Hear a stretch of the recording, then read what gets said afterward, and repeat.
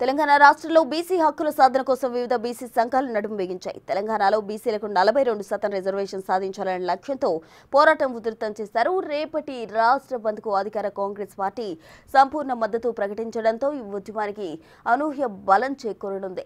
Reservations విషయంలో వెనక్కి తగ్గే ప్రసక్తే లేదని పీసీసీ చీఫ్ మహేష్ కుమార్ గౌడ్ ప్రకటించారు. ఇటు ప్రధాన ప్రతిపక్షం బీఆర్ఎస్, బీజేపీతో పాటు మావోయిస్టు పార్టీలు అలాగే సిపిఐ నుంచి కూడా మద్దతు లభించింది. దాదాపు అన్ని ప్రధాన రాజకీయ శక్తులు బీసీల రిజర్వేషన్స్ డిమాండ్కు ఏకతాటిపైకి వచ్చాయి.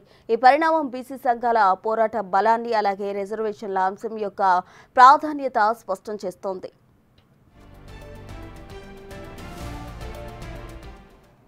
రాష్ట్రంలోని అన్ని ప్రధాన రాజకీయ పార్టీలు, వామపక్షాలు, ఉద్యమ సంఘాలు మద్దతు తెలపడంతో రేపు బంద్ ప్రభావం సంపూర్ణంగా ఉండే అవకాశం ఉందని తెలుస్తోంది. బంద్ కారణంగా పాఠశాలలు, కళాశాలలు మూసివేయబడే అవకాశం కూడా ఉంది. ప్రైవేటు, ప్రభుత్వ విద్యా సంస్థలు కూడా ఈ బంద్లో పాల్గొనడం లేదా బంద్కు మద్దతుగా సెలవు ప్రకటించే అవకాశం ఉంది. ముఖ్యంగా రవాణా సేవలు, వాణిజ్య సంస్థలు కూడా బంద్లో నిలిచిపోయే అవకాశం ఉంది. బీసీ రిజర్వేషన్ సాధన కోసం చేపట్ట బంద్ తెలంగాణ చరిత్రలో ఒక కీలక మలుపుగా నిలవనుంది. ప్రధాన పార్టీలన్నీ మద్దతు ప్రకటించడం ద్వారా బీసీల న్యాయం కోసం జరుగుతున్న ఈ ఉద్యమాన్ని రాష్ట్ర ప్రభుత్వం ఎంత సీరియస్ గా తీసుకుంటుందో అర్థమవుతోంది. బీసీ రిజర్వేషన్స్ కోసం అక్టోబర్ 18న జరిగే తెలంగాణ బంద్ విజయవంతం చేయాలన్నారు బీసీ జేఏసీ అధ్యక్షులు ఆర్ కృష్ణయ్య. బంద్ కేవలం ఏ ఒక్కరి కోసమో కాదు, బీసీలందరికీ కాదు, బీసీలందరి కోసం అంటూ కూడా బీసీలందరూ పాల్గొనాలని, ఈ బంద్ దారి తప్పదు. ఒక్క ఎమర్జెన్సీ సిరీస్ తప్ప అన్ని విభాగాలు బంద్లో పాల్గొంటాయని చెప్పారు. బీసీ సంఘాలు బంద్కు కాంగ్రెస్ మద్దతు తెలిపింది. బంద్కు మద్దతు టీపీసీసీ చీఫ్ మహేష్ కుమార్ గౌడ్ సంపూర్ణ మద్దతు కూడా ప్రకటించినట్టు సమాచారం. ఇక బీసీలకు 42% రిజర్వేషన్కు కాంగ్రెస్ పార్టీ మొదటి నుంచి కట్టుబడి ఉందన్నారు. బీసీ బంద్కు మద్దతు ప్రకటించారు. ఈ బంద్ చరిత్రలోనే ఇటువంటి బంద్ గతంలో ఎప్పుడు జరగలేదు, భవిష్యత్తులో కూడా జరగదు. ప్రజలందరూ, బీసీ ప్రజలందరే కాకుండా బీసీ యొక్క రిజర్వేషన్లకు అనుకూలందరూ కూడా మద్దతు ఇస్తున్నారు. ఈ బంద్ను విజయవంతం చేయాలని పార్టీ శ్రేణులకు, బీసీ వర్గాలకు, బీసీ సంఘాలకు, బీసీ కులాలకు పేరు పేరున విజ్ఞప్తి చేస్తున్నాం. బీసీలకు అన్యాయం జరిగింది. హైకోర్టు స్టే ఇవ్వడంలో ఎలాంటి హేతుబద్ధమైన న్యాయపరమైన కారణం లేదు.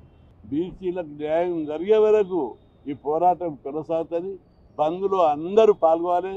బంద్ 2 రోజుల కాలేజీలు, స్కూళ్ళు బంద్ జరపాలని యజమాన్యాలు డిసైడ్ చేసుకున్నారు. ఎవరు కూడా ప్రతి ఒక్కరు కూడా బంద్లో పాల్గొవాలి.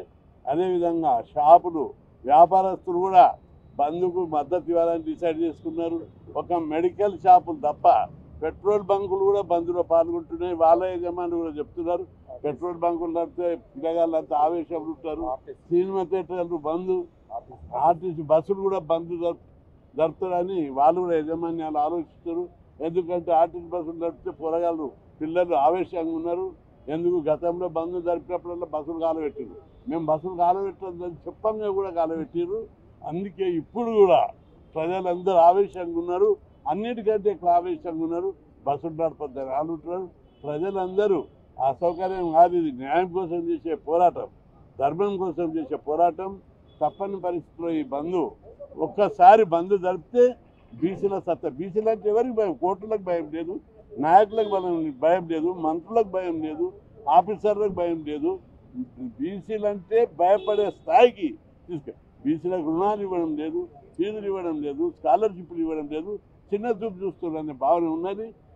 42% రిజర్వేషన్ సాధించుకోవాలనే ఉద్దేశంతో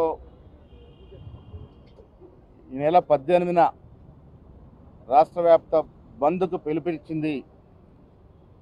కాంగ్రెస్ పార్టీ మొదటి నుంచి 42% రిజర్వేషన్ ఓబీసీల కోసం కట్టుబడి ఉంది. ఈ యుద్ధం ముందుకు పోవాలి కాబట్టి 18న